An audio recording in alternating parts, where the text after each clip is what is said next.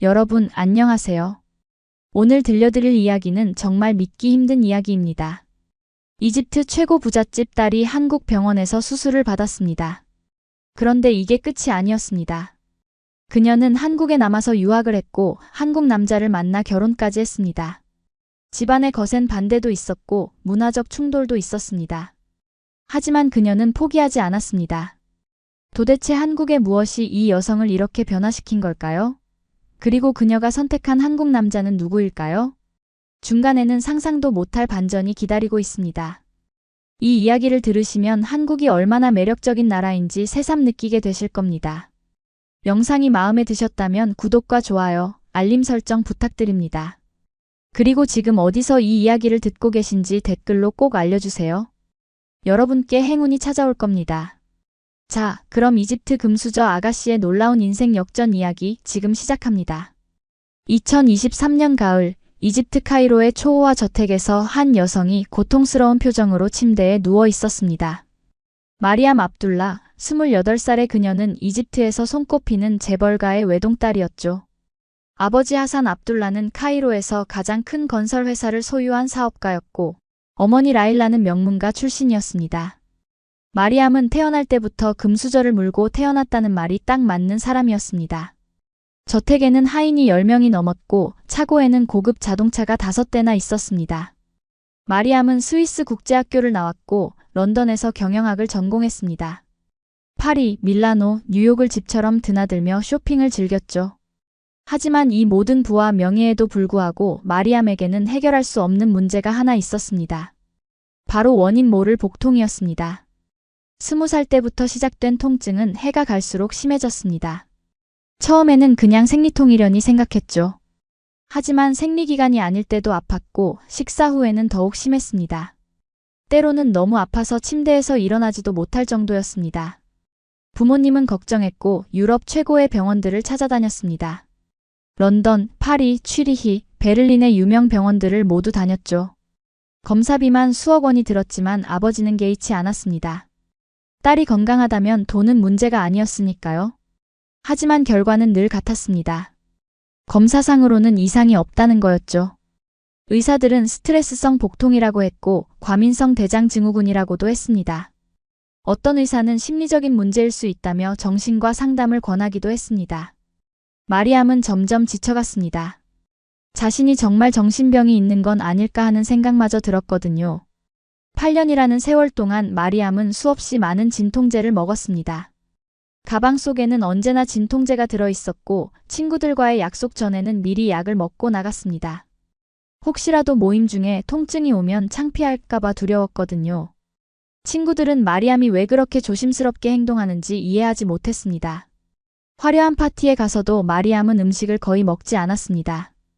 먹으면 아플 게 뻔했으니까요. 마리암의 부모님도 처음에는 걱정했지만 시간이 지나면서 조금씩 지쳐갔습니다. 특히 아버지 하산은 점점 딸의 고통을 대수롭지 않게 여기기 시작했죠. 유럽 최고의 의사들이 다 이상 없다는데 뭘 그렇게 호들갑이냐. 네가 너무 예민한 거야. 아버지의 이런 말이 마리암에게는 칼처럼 아팠습니다. 자신의 고통을 아무도 믿어주지 않는다는 사실이 육체적 고통보다 더 힘들었습니다. 2023년 10월 마리암은 친구들과 함께 두바이로 여행을 갔습니다. 두바이는 중동 부자들이 즐겨 찾는 곳이었죠. 쇼핑도 하고 고급 레스토랑에서 식사도 하면서 시간을 보냈습니다. 그런데 우연히 호텔 로비에서 국제의료박람회 포스터를 보게 되었습니다. 세계 각국의 유명 병원들이 참가한다는 내용이었죠. 마리암은 별 기대 없이 박람회장에 들렀습니다. 이미 실망을 너무 많이 겪었기 때문에 큰 관심은 없었습니다. 박람회장에는 미국, 영국, 독일, 프랑스 등 의료 선진국들의 화려한 부스가 가득했습니다. 마리암은 이미 그런 나라들의 병원을 다 다녀봤기 때문에 별로 흥미가 없었죠. 그냥 둘러보다가 돌아가려고 했습니다. 그런데 한쪽 구석에 있는 작은 부스 하나가 눈에 띄었습니다. 한국 부스였습니다. 다른 나라들에 비해 규모는 작았지만 뭔가 깔끔하고 정돈된 느낌이었습니다. 부스 앞에 걸린 문구가 마리암의 발걸음을 멈추게 했습니다.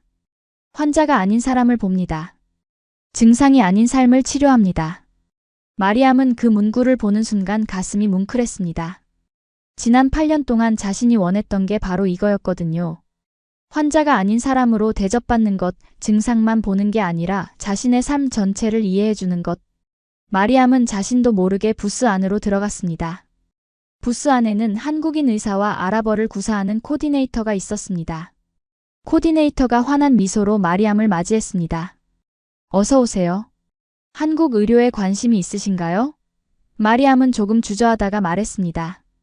한국은 성형수술로 유명하다고 들었는데 다른 분야는 어떤가요? 솔직한 질문이었죠. 마리암가 가진 한국에 대한 인식은 그 정도였으니까요. 코디네이터는 전혀 기분 나빠하지 않고 친절하게 설명했습니다. 많은 분들이 그렇게 생각하십니다. 하지만 한국은 모든 의료 분야에서 세계 최고 수준입니다. 특히 암치료, 심장질환, 그리고 난치성 질환 진단에서 뛰어난 성과를 내고 있습니다. 의사가 직접 나서서 덧붙였습니다. 우리는 환자 한 분 한 분을 소중하게 생각합니다. 검사 결과만 보는 게 아니라 환자의 이야기를 끝까지 듣습니다. 마리암은 그 말에 뭔가 끌렸습니다. 하지만 여전히 의구심도 있었죠. 저는 8년 동안 유럽 최고의 병원들을 다녔어요. 런던, 파리, 베를린 어디를 가도 원인을 못 찾았는데 한국에서 찾을 수 있을까요? 마리암의 목소리에는 절망과 희망이 섞여 있었습니다. 너무 많이 실망했지만 그래도 혹시나 하는 마음이 있었거든요. 의사는 진지한 표정으로 대답했습니다. 약속은 드릴 수 없습니다. 하지만 저희는 다른 방식으로 접근합니다. 서양의학의 정밀함과 동양적 전인 치료를 결합하죠. 그리고 무엇보다 포기하지 않습니다. 환자가 고통받고 있다면 반드시 원인이 있다고 믿습니다. 그 말이 마리암의 마음을 움직였습니다. 포기하지 않는다는 말, 환자의 고통을 믿어준다는 말이 얼마나 위로가 되는지 마리암은 알고 있었습니다. 마리암은 호텔로 돌아와서 밤새 고민했습니다. 한국이라는 나라는 마리암에게 너무 낯선 곳이었습니다. 중동에서 한국은 그저 전자제품을 잘 만드는 나라, K-팝으로 유명한 나라 정도로만 알려져 있었으니까요. 의료 선진국이라는 이미지는 전혀 없었죠. 하지만 박람회에서 만난 의사의 눈빛이 자꾸 떠올랐습니다. 그 진심 어린 눈빛이 거짓일 리 없다고 느껴졌거든요. 다음 날 아침 마리암은 결심했습니다. 한 번만 더 믿어보기로요. 정말 마지막이라고 생각하고 한국에 가보기로 했습니다. 박람회장으로 다시 가서 한국 부스에서 신청서를 작성했습니다. 코디네이터가 말했습니다. 좋은 선택하셨습니다. 일주일 후 서울로 오시면 됩니다. 저희가 공항 픽업부터 병원 안내까지 모두 도와드릴게요. 카이로로 돌아온 마리암은 부모님께 한국 가는 이야기를 꺼냈습니다. 어머니 라일라는 조심스럽게 찬성했지만 아버지 하산의 반응은 폭발적이었습니다. 한국? 한국이라고? 너 정신 차려라. 한국은 의료 선진국도 아니야. 그냥 신흥공업국일 뿐이지. 유럽 최고의 병원들도 못 찾은 걸 한국에서 찾는다고? 아버지의 목소리는 분노로 가득 차 있었습니다. 마리암은 침착하게 대답했습니다. 아버지, 저 한 번만 더 기회를 주세요. 유럽에서 8년 동안 찾지 못했잖아요. 다른 방법을 시도해보는 게 어때요? 하지만 아버지는 고개를 저었습니다. 안 돼. 한국 같은 데서 사기당하고 올 게 뻔해. 의료 관광이라는 게 다 돈 벌려고 하는 거야. 외국인들 유혹해서 비싼 값 받아내는 거라고. 마리암는 포기하지 않았습니다. 그럼 제 돈으로 갈게요. 아버지 돈 안 쓸게요. 그 말에 아버지는 더 화를 냈습니다. 돈 문제가 아니야. 내 안전과 건강이 걱정돼서 그러는 거지. 한국 같은 데 가서 엉터리 치료받다가 더 안 좋아지면 어떡하려고? 하지만 마리암의 결심은 확고했습니다. 이번이 정말 마지막 기회라고 생각했거든요. 결국 마리암는 아버지 몰래 한국행 비행기 표를 끊었습니다. 어머니에게만 말했죠. 엄마, 저 꼭 가봐야 할 것 같아요. 이상하게 그 한국 의사 선생님 눈빛이 자꾸 생각나요. 뭔가 다를 것 같은 느낌이에요. 어머니는 딸의 손을 잡았습니다. 알았어. 엄마가 아빠를 설득해 볼게. 조심해서 다녀오렴. 2023년 11월 초 마리암는 인천공항에 도착했습니다. 비행시간은 약 11시간이었습니다. 공항은 생각보다 훨씬 크고 현대적이었습니다. 깨끗하고 효율적으로 운영되는 모습에 마리암는 첫 인상부터 놀랐죠. 이집트나 유럽의 공항과는 뭔가 다른 느낌이었습니다. 공항 직원들은 친절했고 시스템은 매우 체계적이었습니다. 병원에서 보낸 코디네이터가 마리암을 마중 나왔습니다. 아랍어로 유창하게 인사를 건넸죠. 마리암 씨 환영합니다. 편안한 여행이었나요? 마리암는 안도했습니다. 낯선 나라에서 자신의 언어로 대화할 수 있다는 게 큰 위안이 되었거든요.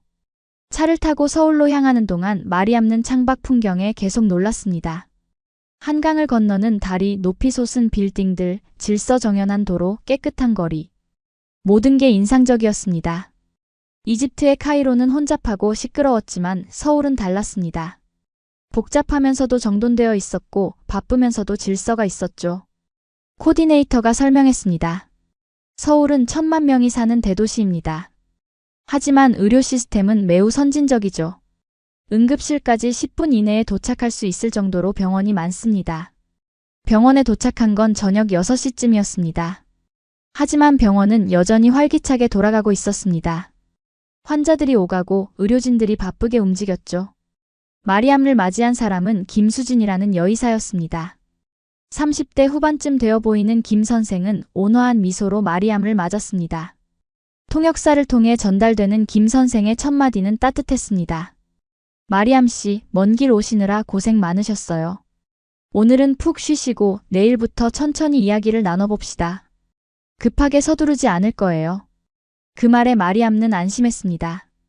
유럽 병원들은 늘 시간에 쫓기는 것 같았거든요. 10분, 20분 안에 모든 걸 설명해야 했죠. 하지만 김 선생은 시간을 충분히 주겠다고 했습니다. 다음 날 아침 마리암는 진료실에 앉아 있었습니다. 김 선생은 마리암 맞은편에 편안하게 앉아서 말했습니다. 마리암 씨의 이야기를 듣고 싶습니다. 언제부터 아프셨고 어떤 느낌인지, 무엇을 할 때 더 아픈지 천천히 말씀해 주세요. 시간은 얼마든지 있습니다. 마리암는 감동했습니다. 이렇게 자신의 이야기를 끝까지 들어주겠다는 의사는 처음이었거든요. 마리암는 20살 때부터 시작된 통증에 대해 이야기하기 시작했습니다. 처음에는 간단하게 말하려고 했는데 김 선생이 계속 질문을 하면서 더 깊이 들어갔습니다. 그때 기분이 어땠나요? 주변 사람들은 뭐라고 했나요? 병원에서 어떤 검사를 받으셨나요? 결과를 들었을 때 어떤 느낌이었나요? 질문들은 단순히 의학적인 것만이 아니었습니다. 마리암의 감정, 삶, 주변 환경까지 이해하려는 질문들이었죠. 2시간 가까이 이야기를 나눈 후 김 선생은 마리암가 가져온 검사 기록들을 살펴보기 시작했습니다. 8년치 검사 결과가 두꺼운 파일에 가득했습니다. 김 선생은 하나하나 꼼꼼하게 살펴봤고 중간중간 메모를 했습니다. 마리암는 긴장했습니다. 또 이상 없음이라는 말을 듣게 되는 건 아닐까 하는 두려움이 있었거든요. 김 선생이 고개를 들고 말했습니다. 마리암 씨, 유럽 병원들에서 많은 검사를 하셨네요. 하지만 제가 보기에는 한 가지 빠진 부분이 있습니다. 산부인과적 정밀 검사요. 특히 자궁 내막증에 대한 검사가 제대로 안 된 것 같습니다. 마리암는 놀랐습니다. 자궁 내막증이요? 그게 뭔가요? 김 선생이 자세히 설명했습니다. 자궁 내벽 조직이 자궁 밖의 다른 곳에 생기는 질환입니다. 난소, 나팔관, 복막, 심지어 장 주변에도 생길 수 있죠. 이 조직들이 생리주기마다 출혈을 하면서 주변에 염증을 일으키고 그게 심한 통증의 원인이 됩니다. 마리암 씨의 증상과 정확히 일치합니다. 마리암는 가슴이 뛰었습니다. 드디어 자신의 증상을 설명할 수 있는 병명을 들은 거니까요. 검사는 그날부터 바로 시작되었습니다. 혈액 검사, 초음파, MRI까지 일주일에 걸쳐 진행되었죠. 마리암는 이미 유럽에서 비슷한 검사를 여러 번 받았기 때문에 과정 자체는 익숙했습니다. 하지만 한국 병원의 검사는 뭔가 달랐습니다. 검사하는 기사들이 더 꼼꼼했고 시간도 충분히 들였습니다. 초음파 검사를 하던 기사는 여러 각도에서 30분 넘게 살펴봤고 잠시만요, 이 부분을 다시 한번 확인하겠습니다 라고 여러 번 말했습니다. 검사 결과가 나오는 데는 사흘이 걸렸습니다. 김 선생이 마리암을 다시 불렀을 때 표정이 진지했습니다. 마리암 씨, 초음파와 MRI에서 의심소견이 보입니다.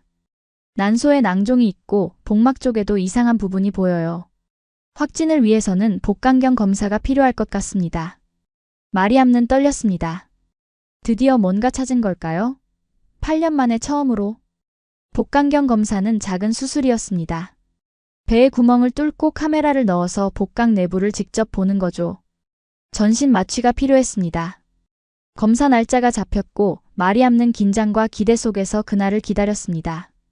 그 사이 카이로에서는 아버지가 계속 전화를 걸어왔습니다.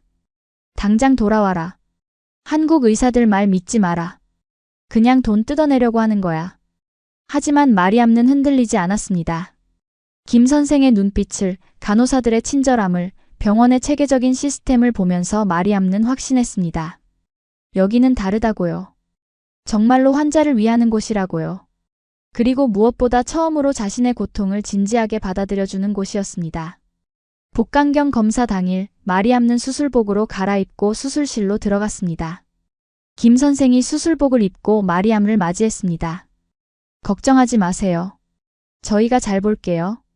그리고 혹시 치료가 필요한 부분이 있으면 바로 처치하겠습니다. 마취과 의사가 주사를 놓기 시작했고 마리암는 천천히 의식을 잃었습니다. 눈을 떴을 때는 회복실이었습니다. 간호사가 마리암의 손을 잡고 있었습니다. 깨어나셨어요? 수술 잘 끝났습니다. 조금만 기다리시면 선생님이 오실 거예요. 얼마 후 김 선생이 들어왔습니다. 마리암는 흐릿한 정신 속에서도 김 선생의 표정을 보려고 애썼습니다. 김 선생은 마리암 옆에 의자를 당겨 앉으며 조용히 말했습니다. 마리암 씨 찾았습니다. 그 한마디에 마리암의 눈에서 눈물이 터져 나왔습니다. 찾았다고요? 드디어 찾았다고요? 8년 만에 유럽 최고의 병원들도 못 찾던 병을 한국에서 찾았다니. 김 선생이 계속 설명했습니다. 자궁 내막증이 맞습니다. 그것도 상당히 진행된 상태였어요. 난소에 큰 낭종이 있었고 복막 곳곳에 병변이 있었습니다. 특히 장 주변에 심한 유착이 있었어요. 그래서 마리암는 떨리는 목소리로 물었습니다. 그래서 제가 식사 후에 그렇게 아팠던 거예요? 김 선생이 고개를 끄덕였습니다. 맞아요. 장이 움직일 때마다 유착된 부분이 당겨지면서 통증이 생긴 겁니다. 오늘 검사하면서 가능한 부분은 제거했어요. 큰 낭종과 명확한 병변들은 처리했고요. 앞으로 호르몬 치료를 병행하면 많이 좋아지실 겁니다. 마리암는 울면서 물었습니다. 왜 유럽 병원들은 이걸 못 찾았을까요? 그렇게 비싼 돈 내고 검사를 받았는데. 김 선생이 조심스럽게 대답했습니다. 자궁 내막증은 일반 검사로는 진단이 어려운 경우가 많습니다. 특히 복막과 장 주변에 퍼진 형태는 복강경으로 직접 봐야만 확진할 수 있어요. 유럽 병원들은 아마 마리암 씨의 증상을 그렇게 심각하게 받아들이지 않았던 것 같습니다. 비용은? 마리암가 조심스럽게 물었습니다. 아버지가 비용을 대주지 않겠다고 했으니까요. 김 선생이 서류를 보며 말했습니다. 검사와 수술 비용 합쳐서 약 500만 원 정도 나올 것 같습니다. 마리암는 귀를 의심했습니다. 500만 원? 우리나라 돈으로 약 15,000파운드 정도였습니다. 유럽에서 비슷한 검사와 수술을 받으면 최소 4만 파운드는 나왔을 겁니다. 거의 3분의 1 가격이었죠. 정말 이게 전부인가요? 마리암가 다시 확인했습니다. 김 선생이 미소 지었습니다. 네, 입원비 포함해서요. 한국 의료비는 합리적입니다. 우리는 환자를 치료하는 게 목표이지 돈을 버는 게 목표가 아니니까요. 그 말에 마리암는 또 눈물이 났습니다. 이게 진짜 의료구나, 이게 진짜 의사구나 하는 생각이 들었습니다. 회복실에서 병실로 옮겨진 마리암는 처음으로 평화로움을 느꼈습니다. 수술 부위는 아팠지만 그 오랜 세월 자신을 괴롭혔던 그 복통은 없었습니다. 정말로 없었습니다. 마리암는 자신의 배를 만져봤습니다. 아프지 않았습니다. 믿을 수 없었죠. 8년 만에 처음으로 통증 없이 누워있는 자신을 발견한 겁니다. 병실 옆 침대에는 한국인 환자가 있었습니다. 60대 여성이었는데 같은 질환으로 수술을 받았다고 했습니다. 그 여성의 딸이 병문안을 와서 마리암에게도 인사를 했습니다. 외국분이세요? 멀리서 오셨네요. 영어로 물었습니다. 마리암는 고개를 끄덕이며 말했습니다. 네, 이집트에서 왔어요. 딸은 놀라워했습니다. 우와, 이집트요? 정말 멀리서 오셨네요. 우리 병원이 그렇게 유명한가요? 마리암는 진심으로 대답했습니다. 유명한 정도가 아니에요. 여기는 제 생명을 구한 곳이에요. 유럽 최고 병원들도 못 찾던 병을 여기서 찾았어요. 옆 침대 환자가 말했습니다. 우리는 당연하게 생각하고 사는데 외국분이 보시기에는 그렇게 특별한가 봐요. 마리암는 그 말에 고개를 끄덕였습니다. 한국 사람들은 자신들이 얼마나 좋은 의료 시스템을 가지고 있는지 잘 모르는 것 같아요. 이건 정말 대단한 거예요. 그날 밤 마리암는 창밖을 바라보며 생각했습니다. 이 나라에 더 있고 싶다고요. 이 나라를 더 알고 싶다고요. 단순히 병을 치료받는 것을 넘어서 이 나라의 문화와 사람들을 이해하고 싶다는 생각이 들었습니다. 이번 기간 동안 마리암는 한국 의료 시스템을 직접 체험했습니다. 간호사들은 두세 시간마다 병실을 돌며 환자 상태를 확인했습니다. 그런데 단순히 체크만 하는 게 아니라 환자와 진심으로 대화를 나눴죠. 오늘은 어때요? 통증은 괜찮으세요? 식사는 입에 맞으세요? 이런 질문들이 기계적이지 않고 정말 궁금해서 묻는 것처럼 느껴졌습니다. 어느 날 저녁 마리암과 혼자 울고 있을 때였습니다. 감정이 복받쳐서 눈물이 났거든요. 8년 동안의 고통, 아무도 믿어주지 않던 외로움, 그리고 드디어 해방되었다는 안도감이 한꺼번에 밀려왔습니다. 야간 근무 간호사가 그걸 발견하고 다가왔습니다. 왜 우세요? 어디 아프세요? 마리암는 고개를 저으며 말했습니다. 아니에요. 그냥 너무 감사해서요. 8년 만에 처음으로 제 고통을 믿어주는 사람들을 만났어요. 그래서 눈물이 나요. 간호사는 마리암 옆에 앉았습니다. 많이 힘드셨겠어요. 이제 괜찮아요. 우리가 함께 할게요. 그리고는 따뜻한 차 한 잔을 가져다 줬습니다. 이거 드시고 편안해지세요. 그 작은 친절이 마리암의 마음을 완전히 열었습니다. 다음 날 마리암는 김 선생에게 물었습니다. 선생님, 저 한국에 좀 더 있고 싶어요. 회복도 제대로 하고 싶고 이 나라를 더 알고 싶어요. 가능할까요? 김 선생이 미소 지었습니다. 물론이죠. 회복 기간이 필요하니까 한두 달은 있는 게 좋을 것 같아요. 숙소는 어떻게 하실 건가요? 마리암는 이미 생각해 둔 게 있었습니다. 호텔에 묵으려고요. 강남 쪽에 좋은 호텔이 있더라고요. 김 선생이 고개를 끄덕였습니다. 좋아요. 퇴원 후에도 일주일에 한 번씩 외래로 오셔서 경과를 봐야 합니다. 그리고 한국 생활에 적응하시는데 도움이 필요하시면 언제든 연락하세요. 퇴원 날 마리암는 병원 직원들에게 작별 인사를 했습니다. 김 선생과 간호사들이 모두 나와서 배웅해줬죠. 마리암 씨, 건강 잘 챙기시고 불편한 점 있으면 언제든 연락하세요. 마리암는 눈물을 참으며 말했습니다. 여러분 덕분에 새 삶을 얻었어요. 평생 잊지 못할 거예요. 강남의 호텔에 짐을 푼 마리암는 창밖을 바라봤습니다. 서울의 야경이 아름다웠습니다. 빛나는 네온사인, 바쁘게 움직이는 사람들, 활기찬 도시의 에너지가 느껴졌습니다. 마리암는 생각했습니다. 이 도시에서 새로운 시작을 하고 싶어. 그리고 그날 밤 마리암는 중요한 결정을 내렸습니다. 한국에서 공부를 하기로요. 다음 날 마리암는 서울의 한 대학교 국제대학원을 방문했습니다. 국제관계학 석사 과정이 있었는데 영어로 수업을 한다고 했습니다. 입학 상담을 받으면서 마리암는 확신했습니다. 여기서 공부하고 싶다고요. 상담 선생님이 말했습니다. 지원 자격은 충분하세요. 서류 준비하시면 다음 학기에 입학 가능합니다. 하지만 문제가 하나 있었습니다. 아버지를 설득해야 했죠. 마리암는 카이로로 전화를 걸었습니다. 아버지가 받았습니다. 마리암, 이제 돌아올 때 됐지? 마리암는 심호흡을 하고 말했습니다. 아버지, 저 한국에서 공부하고 싶어요. 대학원에 입학하려고요. 전화기 너머로 침묵이 흘렀습니다. 그리고 아버지의 폭발이 시작되었습니다. 뭐? 한국에서 공부? 너 정신 나갔니? 런던에서 학위 받았으면 됐지. 왜 한국에서 또 공부를 해? 당장 집으로 돌아와. 마리암는 침착하게 대답했습니다. 아버지, 저 여기서 제 병을 고쳤어요. 그리고 이 나라를 더 알고 싶어요. 제 인생이잖아요. 아버지는 화를 사귀지 못했습니다. 내 인생? 내 인생은 카이로에 있어. 집안일도 있고 내가 해야 할 일도 많아. 한국 같은 데서 시간 낭비하지 마라. 마리암는 더 이상 물러서지 않았습니다. 아버지, 전 어른이에요. 제 결정을 존중해 주세요. 1년만요.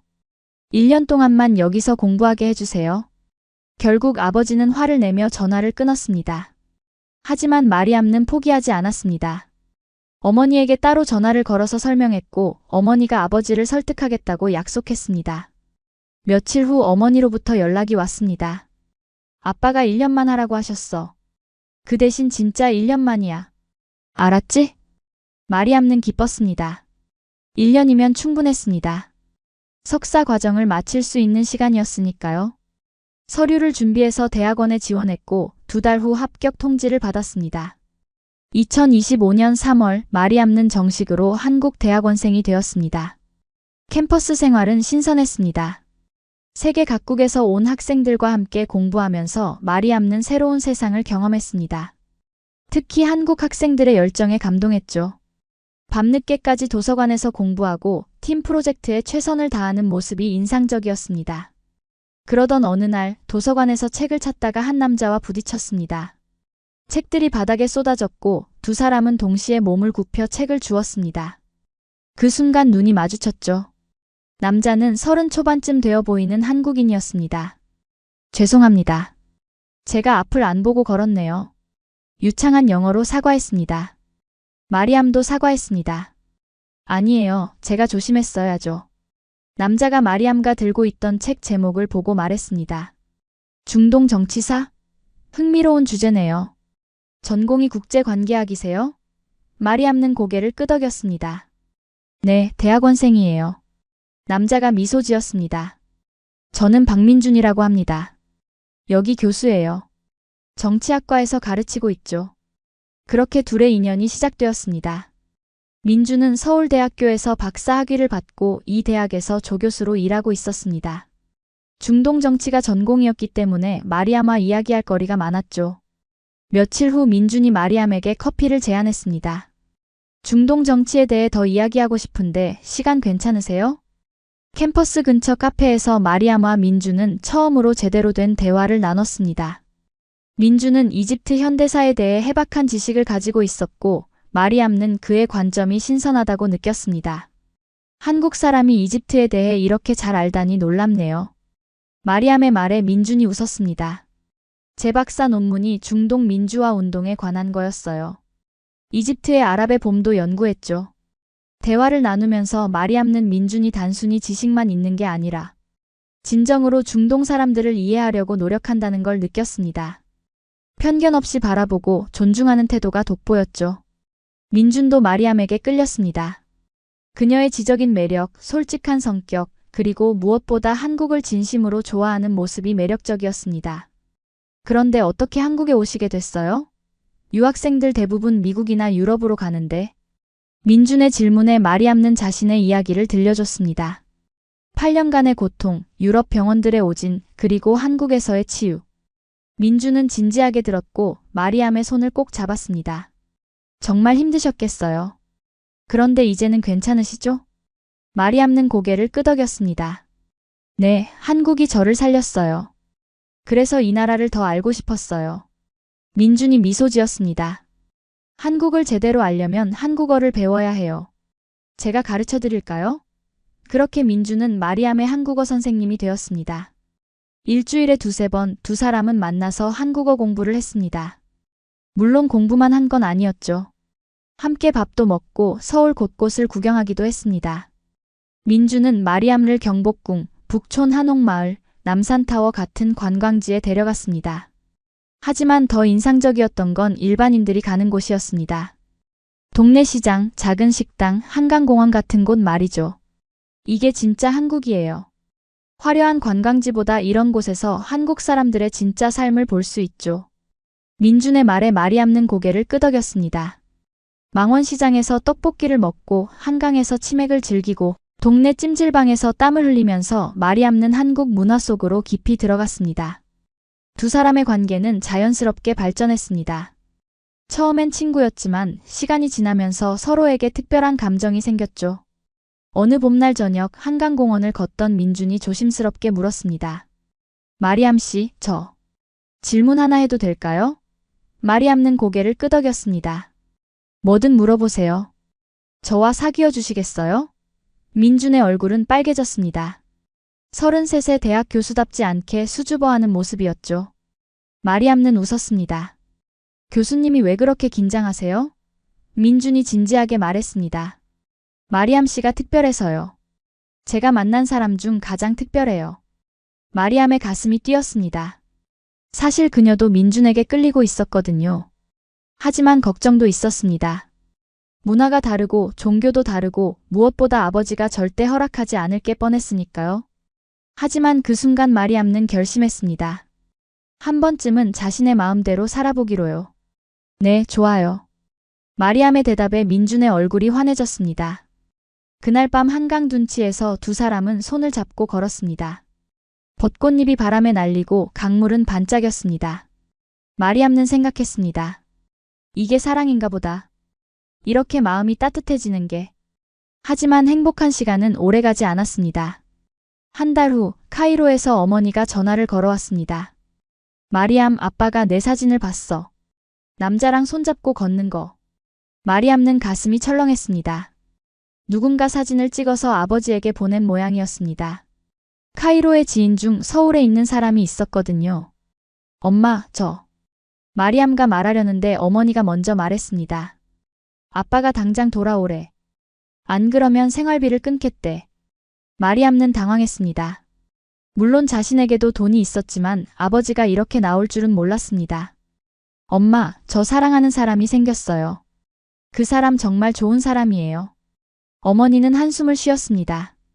알아, 딸아. 하지만 너도 알잖아. 우리 집안이 어떤지. 네가 결혼할 사람은 이미 정해져 있어. 카이로의 명문가 아들이야. 아빠가 오래전부터 약속한 거야. 마리암는 충격을 받았습니다. 자신의 결혼 상대가 이미 정해져 있었다니. 그것도 자신도 모르게. 싫어요. 저는 제가 사랑하는 사람과 결혼할 거예요. 마리암의 목소리는 단호했습니다. 어머니가 걱정스럽게 말했습니다. 마리암, 생각 좀 해봐. 그 한국 남자와 결혼하면 어떻게 살 건데? 이집트로 돌아올 수도 없고 집안과도 단절될 거야. 정말 그렇게 하고 싶어? 마리암는 대답할 수 없었습니다. 실제로 그렇게까지 생각해 본 적이 없었거든요. 민준과 결혼한다는 것, 그게 구체적으로 어떤 의미인지 깊이 고민해 보지 않았습니다. 전화를 끊고 마리암는 한참을 울었습니다. 왜 이렇게 힘들까요? 그냥 사랑하는 사람과 함께 있는 게 이렇게 어려운 일일까요? 민준에게 이 사실을 말해야 할지 고민했습니다. 하지만 숨길 수 없다는 걸 알았습니다. 다음 날 만났을 때 마리암는 솔직하게 이야기했습니다. 아버지의 반대, 정략 결혼 이야기, 모든 걸요. 민준은 조용히 듣고 있다가 마리암의 손을 잡았습니다. 마리암, 저는 당신을 진심으로 사랑해요. 하지만 당신이 가족을 잃게 만들고 싶지는 않아요. 천천히 생각해봐요. 제가 기다릴게요. 민준의 성숙한 태도에 마리암는 더 울었습니다. 이렇게 좋은 사람을 만났는데 왜 이렇게 복잡한 걸까요? 그날 밤 마리암는 잠을 이루지 못했습니다. 아버지를 따를 것인가, 아니면 자신의 마음을 따를 것인가? 이집트로 돌아가서 모르는 남자와 결혼할 것인가, 아니면 한국에 남아서 민준과 함께할 것인가? 인생에서 가장 어려운 선택의 순간이었습니다. 일주일 동안 마리암는 잠도 제대로 못 자고 밥도 거의 먹지 못했습니다. 민준은 매일 걱정스러운 눈으로 마리암을 지켜봤지만 재촉하지 않았습니다. 마리암가 스스로 결정할 시간을 주었죠. 그러던 어느 날 마리암는 김 선생을 찾아갔습니다. 정기검진도 있었지만 사실 조언을 구하고 싶었습니다. 진료를 마친 후 마리암는 김 선생에게 자신의 상황을 이야기했습니다. 김 선생은 조용히 듣고 있다가 말했습니다. 마리암 씨, 제가 뭐라고 조언하기는 어렵네요. 이건 마리암 씨 인생이니까요. 하지만 한 가지만 말씀드릴게요. 당신은 이미 한 번 자신의 몸이 보내는 신호를 무시하고 고통받았잖아요. 이번에는 마음의 신호를 무시하지 마세요. 그 말이 마리암의 마음을 움직였습니다. 맞아요. 8년 동안 자신의 몸이 아프다고 신호를 보냈는데 아무도 믿어주지 않았습니다. 이제 마음이 신호를 보내고 있었습니다. 민준을 사랑한다고, 그와 함께하고 싶다고. 이번에도 무시할 건가요? 마리암는 결심했습니다. 아버지를 직접 만나서 설득하기로요. 카이로로 날아가서 아버지와 정면으로 대화하기로 했습니다. 민준에게 이 계획을 말하자 민준이 함께 가겠다고 했습니다. 혼자 보내기 싫어요. 제가 같이 가서 인사드릴게요. 마리암는 처음엔 반대했습니다. 아버지가 민준을 만나면 더 화를 낼 게 뻔했으니까요. 하지만 민준은 고집했습니다. 도망치듯이 있을 수는 없어요. 제대로 인사드리고 허락을 받아야죠. 그게 예의예요. 민준의 단호한 태도에 마리암는 결국 동의했습니다. 2024년 6월 두 사람은 함께 카이로로 날아갔습니다. 공항에 나온 건 어머니뿐이었습니다. 아버지는 화가 나서 나오지 않았죠. 어머니는 민준을 보더니 놀란 표정을 지었습니다. 정말 잘생겼네. 그리고 예의 바른 것 같고. 민준은 정중하게 인사했습니다. 안녕하세요. 박민준이라고 합니다. 따님을 정말 사랑합니다. 집에 도착했을 때 아버지는 서재에 있었습니다. 마리암과 노크를 하고 들어가자 아버지는 차가운 눈빛으로 말했습니다. 혼자 오지 않았구나. 마리암는 용기를 냈습니다. 네, 아버지. 제가 사랑하는 사람을 소개하고 싶어요. 민준이 들어와서 깊게 절을 했습니다. 처음 뵙겠습니다. 박민준입니다. 아버지는 민준을 위아래로 훑어봤습니다. 대학 교수라고 들었는데 맞나? 민준이 대답했습니다. 네, 정치학을 가르치고 있습니다. 아버지가 비웃듯이 말했습니다. 교수 월급이 얼마나 되나? 우리 딸은 카이로에서 제일 부유한 집안의 딸이야. 네가 감당할 수 있겠어? 민준은 차분하게 대답했습니다. 돈으로는 따님께 지금 같은 생활을 제공해드리기 어렵습니다. 하지만 사랑과 존중으로 행복하게 해드릴 자신은 있습니다. 아버지는 코웃음을 쳤습니다. 사랑? 사랑으로 밥 먹고 사나? 현실을 봐라, 젊은 양반. 마리암가 나섰습니다. 아버지, 저는 돈이 아니라 사람을 선택하고 싶어요. 제가 8년 동안 고통받을 때 아버지는 저를 믿어주지 않았어요. 하지만 한국에서 저를 믿어줬어요. 그리고 민준도 저를 있는 그대로 사랑해줘요. 이게 더 중요하지 않나요? 아버지의 얼굴이 굳어졌습니다. 네가 감히 나를 탓해? 내가 얼마나 많은 돈을 쓰며 너를 치료하려고 했는데? 마리암는 눈물을 흘리며 말했습니다. 돈보다 믿음이 필요했어요, 아버지. 제 고통을 믿어주는 것, 제 선택을 존중해주는 것. 그게 진짜 사랑 아닌가요? 그 말에 아버지는 아무 말도 하지 못했습니다. 한참 침묵이 흐른 후 아버지가 차갑게 말했습니다. 좋아. 내 마음대로 해라. 하지만 나는 인정하지 않을 거야. 그리고 결혼식에도 가지 않을 것이고 재산도 한 푼 주지 않을 거야. 그래도 괜찮겠어? 마리암는 눈물을 닦으며 고개를 끄덕였습니다. 네, 괜찮아요. 저는 아버지의 재산이 아니라 아버지의 축복을 원했어요. 하지만 그것도 얻을 수 없다면 어쩔 수 없죠. 아버지는 자리에서 일어나 방을 나갔습니다. 등을 돌린 채로 한마디 했습니다. 내일까지 이 집에서 나가라. 그날 밤 어머니가 마리암의 방으로 왔습니다. 딸아, 정말 이렇게 할 거야? 마리암는 고개를 끄덕였습니다. 네, 엄마. 저 이번에는 제 마음을 따르고 싶어요. 어머니가 마리암을 꼭 안았습니다. 엄마는 내 편이야. 아빠도 시간이 지나면 이해하실 거야. 조금만 기다려봐. 다음 날 아침 마리암과 민주는 짐을 싸서 집을 나왔습니다. 현관에서 어머니가 작은 보석 상자를 건넸습니다. 이건 엄마가 결혼할 때 받은 거야. 내게 주고 싶어. 마리암는 상자를 열어봤습니다. 아름다운 다이아몬드 목걸이가 들어있었죠. 엄마. 어머니가 딸의 손을 꼭 잡았습니다. 행복해라, 딸아. 서울로 돌아온 마리암는 홀가분하면서도 슬펐습니다. 아버지와의 관계가 끊어진 것 같아서 마음이 아팠지만 동시에 자유로웠습니다. 처음으로 자신의 인생을 자신이 선택한 거니까요. 민주는 마리암을 위로했습니다. 시간이 지나면 괜찮아질 거예요. 저희가 잘 사는 모습을 보여드리면 아버님도 마음을 여실 거예요. 두 사람은 결혼 준비를 시작했습니다. 하지만 문제가 하나 있었습니다. 민준의 부모님도 아직 마리암을 만나지 못했거든요. 민준은 부모님께 전화를 걸어서 이야기했습니다. 어머니, 제가 결혼하려고 해요. 한번 만나보실래요? 민준의 어머니는 기뻐했습니다. 정말? 어떤 아가씨인데? 우리 며느리 될 사람 빨리 보고 싶구나. 주말에 민준의 부모님을 만나기로 했습니다. 민준의 부모님은 부산에 살고 계셨습니다. 아버지는 퇴직한 고등학교 교사였고 어머니는 주부였죠. 평범한 중산층 가정이었습니다. 마리암는 긴장했습니다. 외국인 며느리를 받아들일 수 있을까요? 부산행 KTX를 타고 가는 동안 민준이 마리암의 손을 꼭 잡았습니다. 걱정하지 마세요. 우리 부모님 좋으신 분들이에요. 부산역에 도착하자 민준의 부모님이 나와 계셨습니다. 어머니는 마리암을 보자마자 환하게 웃었습니다. 어머, 정말 예쁘네. 우리 민준이가 눈이 높더니 이유가 있었구나.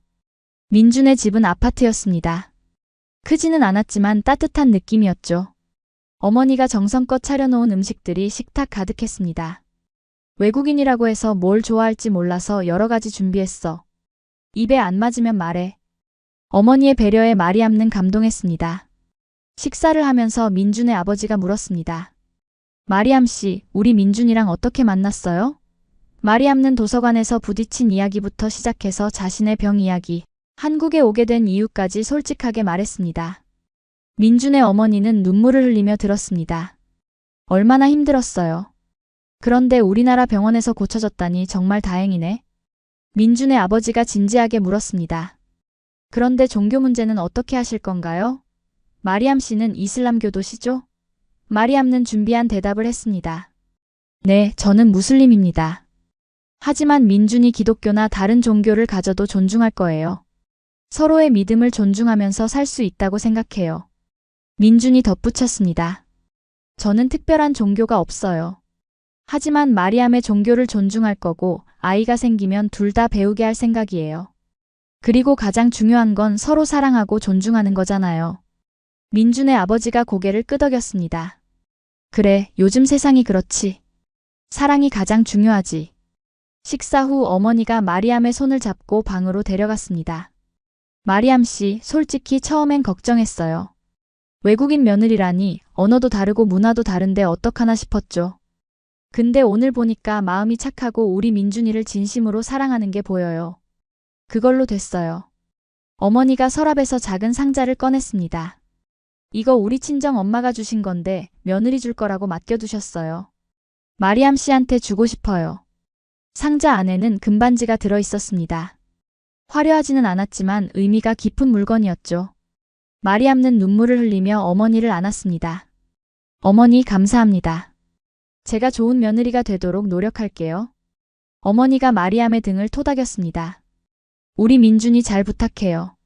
성격이 좀 고집세거든요. 그래도 마음은 착해요.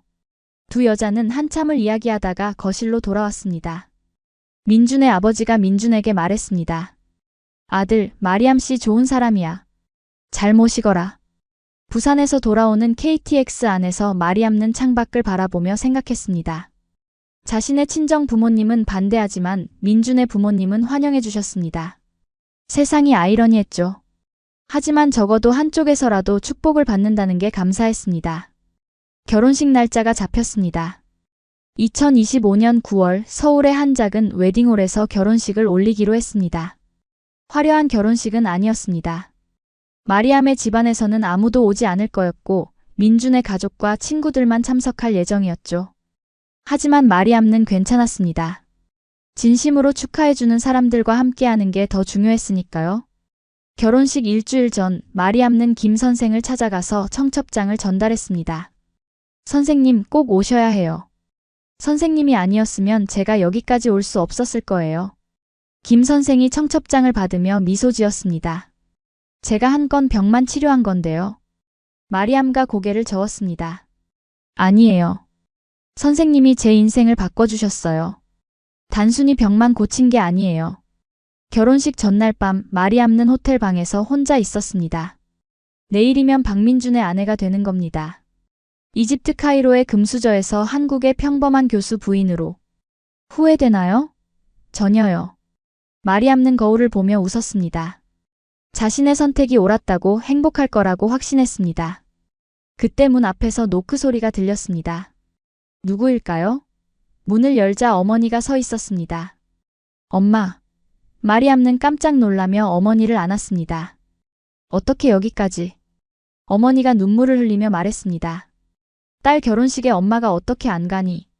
아빠 몰래 왔어. 어머니가 큰 가방을 열었습니다.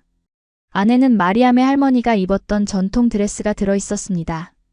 아름다운 이집트 전통 의상이었죠. 이거 입고 결혼식 올려. 내 뿌리를 잊지 말라는 의미야. 마리암는 울면서 어머니를 꼭 안았습니다. 고마워요, 엄마. 정말 고마워요. 2024년 9월 15일 마리암의 결혼식 날이 밝았습니다. 웨딩홀은 크지 않았지만 따뜻한 분위기로 가득했습니다. 하객들이 하나둘 모여들었죠.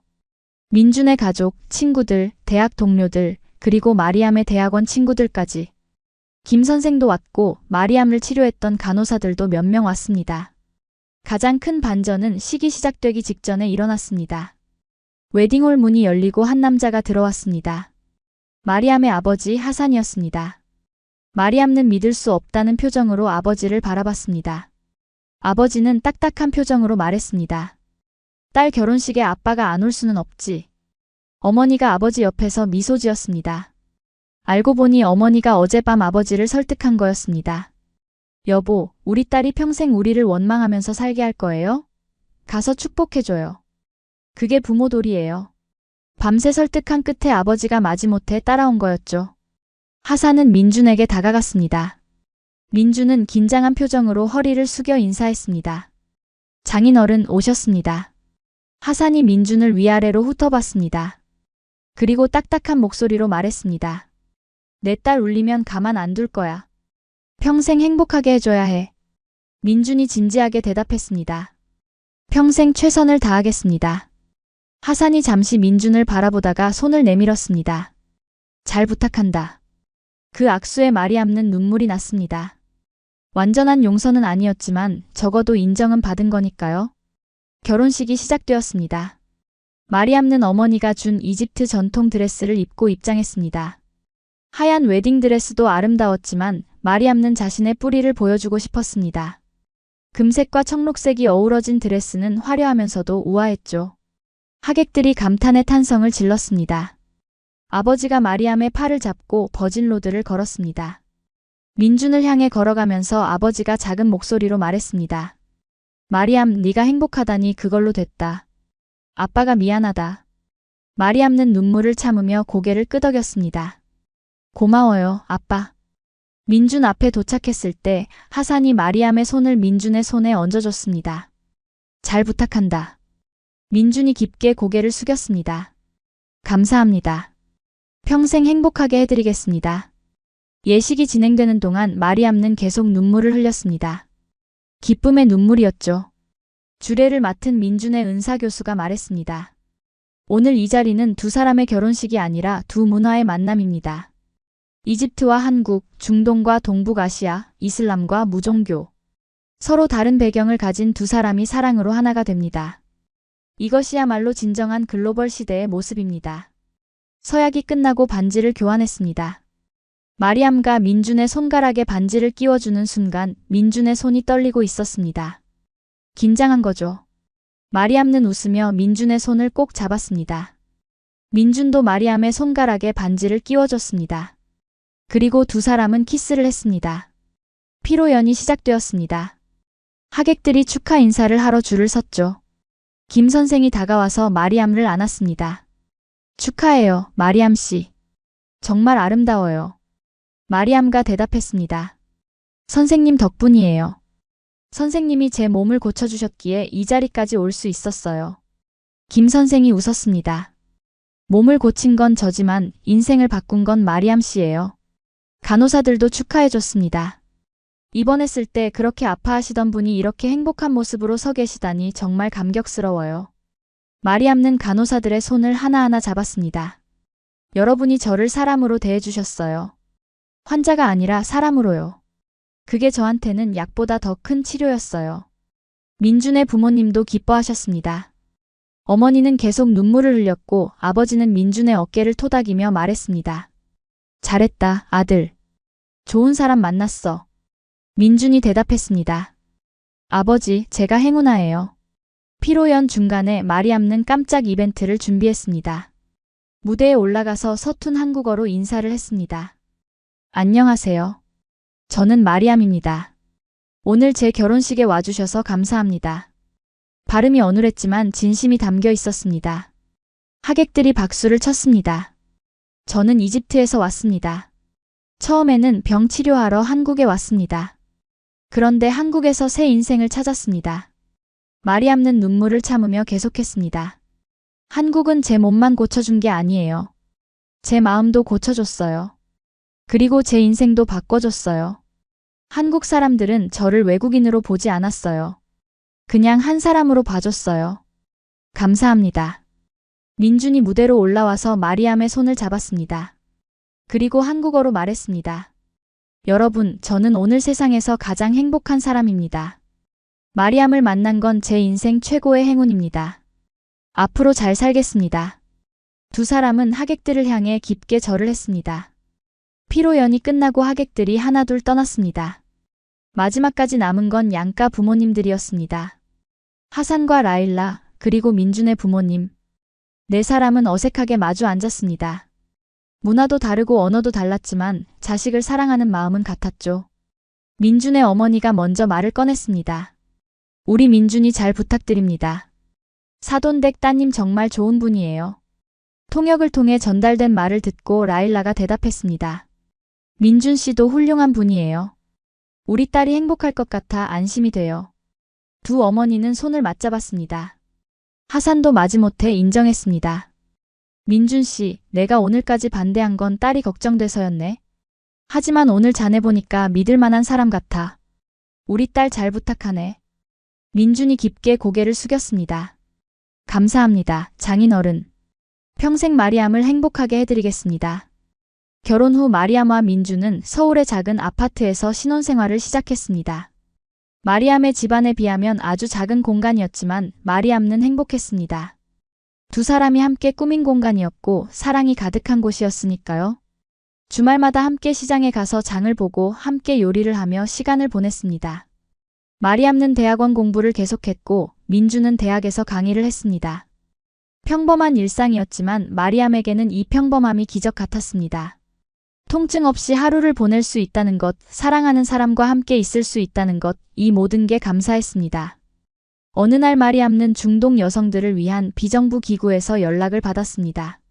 마리암 씨의 이야기를 들었습니다.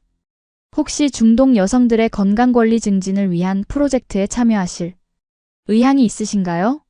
마리암는 기꺼이 수락했습니다. 자신이 받은 은혜를 나눌 기회였으니까요. 프로젝트는 중동 여성들에게 한국 의료를 소개하고 여성 질환에 대한 인식을 높이는 것이었습니다. 마리암는 자신의 경험을 담은 영상을 만들었습니다. 아랍어로 제작된 영상은 중동 전역에서 큰 반향을 일으켰죠. 수많은 여성들이 마리암에게 연락을 해왔습니다. 저도 비슷한 증상이 있어요. 어떻게 해야 하나요? 마리암는 김 선생과 협력해서 중동 여성들을 위한 의료 상담 프로그램을 만들었습니다. 온라인으로 상담을 받고 필요한 경우 한국 병원을 연결해주는 시스템이었죠. 많은 여성들이 이 프로그램을 통해 도움을 받았습니다.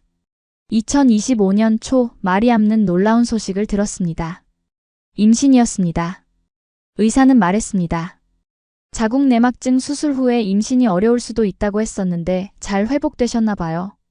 축하드려요. 마리암는 울면서 민준에게 전화를 걸었습니다. 여보, 우리 아기 생겼어요. 민준은 강의 중이었지만 그 자리에서 환호성을 질렀습니다. 학생들이 무슨 일이냐고 물었고 민준은 웃으며 말했습니다. 제가 아빠가 될 것 같아요. 학생들도 함께 박수를 쳤습니다.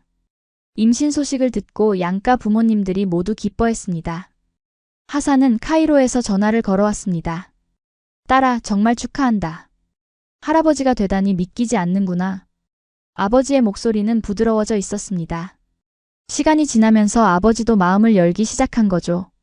민준의 부모님은 서울로 올라와서 마리암을 돌봐줬습니다. 어머니는 임산부에게 좋다는 음식을 만들어주고 아버지는 아기용품을 사러 다녔습니다.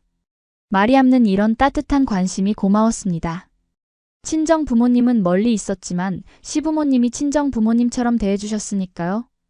임신 중에도 마리암는 활동을 멈추지 않았습니다.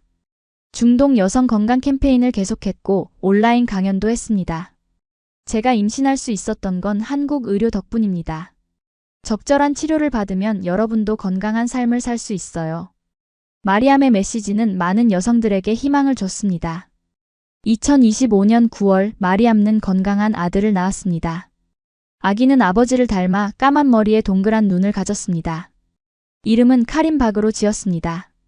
카림은 아랍어로 고귀한이라는 뜻이었고 박은 아버지의 성이었죠.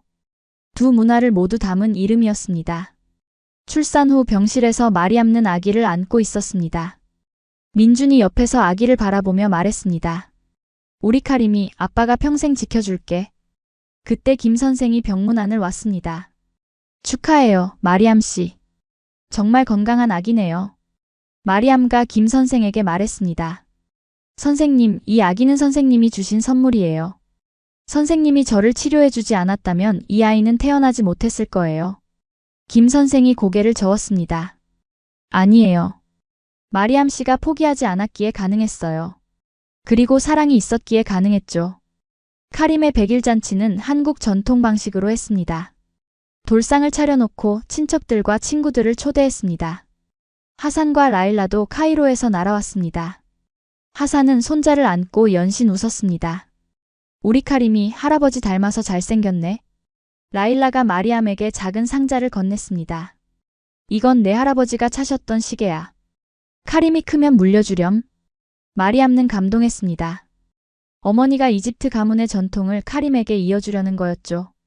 민준의 부모님도 선물을 줬습니다. 아버지가 쓰시던 붓과 벼루였습니다.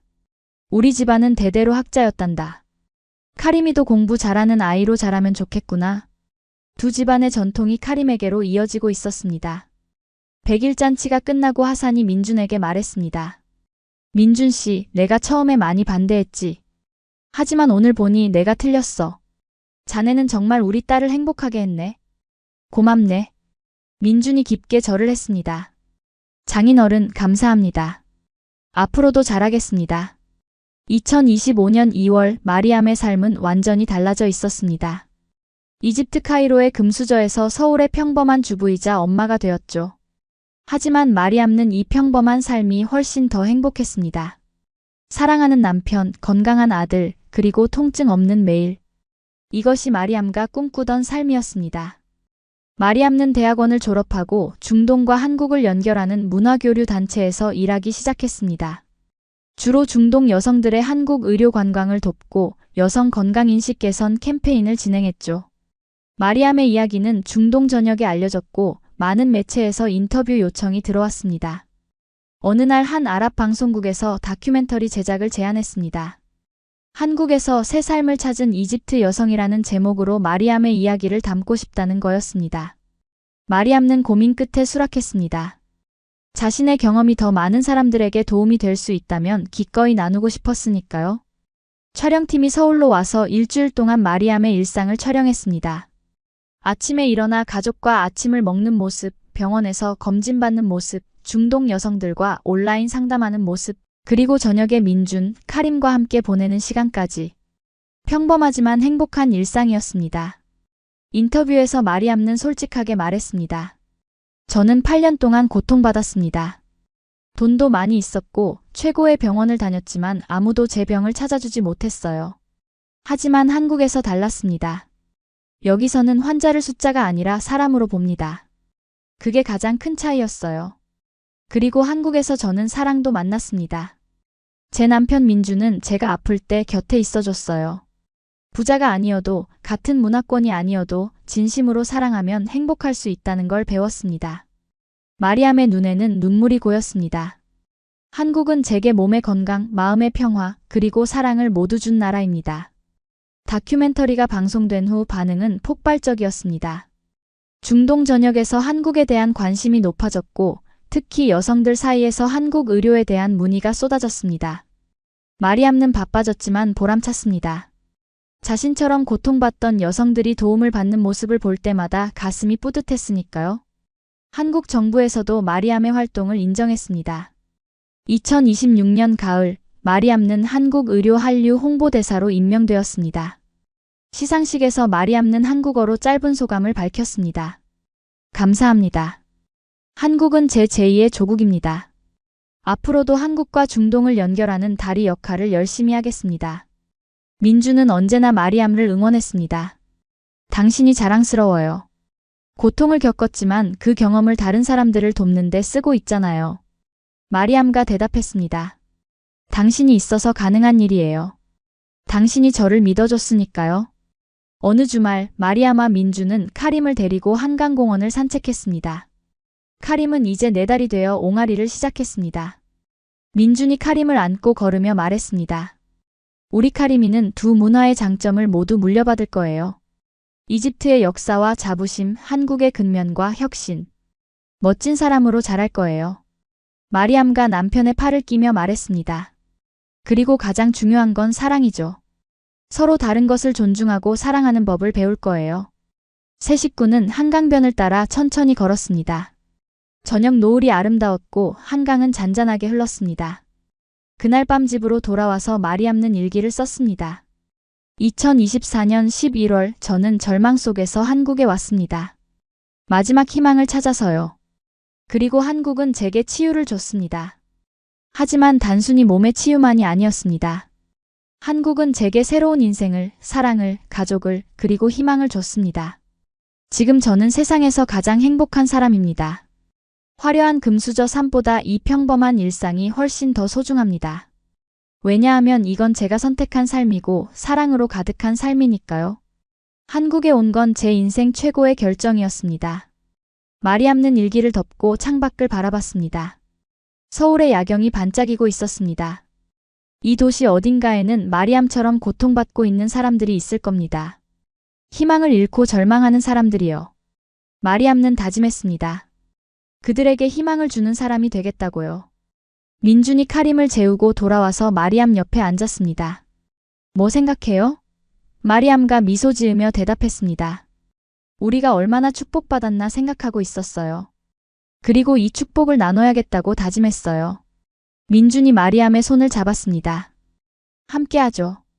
우리 둘이서, 아니 이제는 셋이서 함께 좋은 일만이 해요. 마리암는 남편의 손을 꼭 잡았습니다. 네, 함께요. 여러분, 마리암의 이야기는 여기서 끝이 아닙니다. 시작일 뿐이죠. 이집트 금수저로 태어나 모든 걸 가진 것 같았지만 진짜 행복은 몰랐던 마리암. 그녀는 한국에서 진정한 행복을 찾았습니다. 건강, 사랑, 가족, 그리고 삶의 의미까지요. 마리암의 이야기가 우리에게 주는 교훈은 무엇일까요? 첫째, 포기하지 말라는 것입니다. 마리암는 8년 동안 고통받았지만 포기하지 않았고 결국 답을 찾았습니다. 둘째, 편견을 버리라는 것입니다. 마리암는 한국을 과소평가했지만 열린 마음으로 다가갔고 새로운 세계를 발견했습니다. 셋째, 진정한 가치를 알아보라는 것입니다. 돈과 명예보다 사랑과 존중이 더 중요하다는 것을요. 한국은 이런 나라입니다. 외국인을 외국인으로만 보지 않고 한 사람으로 대우하는 나라. 최고의 의료기술을 합리적인 가격에 제공하는 나라. 그리고 다른 문화를 존중하고 포용하는 나라. 우리는 이런 대한민국에 살고 있습니다. 자랑스럽지 않으신가요? 마리암처럼 한국에서 새 삶을 찾은 사람들이 세계 곳곳에 있습니다. 여러분 주변에도 있을 겁니다. 그들의 이야기를 들어보세요. 그리고 우리나라가 얼마나 대단한 나라인지 다시 한번 느껴보세요. 오늘 이 이야기가 여러분께 감동을 드렸다면 구독과 좋아요, 알림 설정 부탁드립니다. 그리고 댓글로 어디서 이 이야기를 들으셨는지 꼭 알려주세요. 여러분의 소중한 한마디 한마디가 저희에게 큰 힘이 됩니다. 다음에도 더 좋은 이야기로 찾아뵙겠습니다. 감사합니다.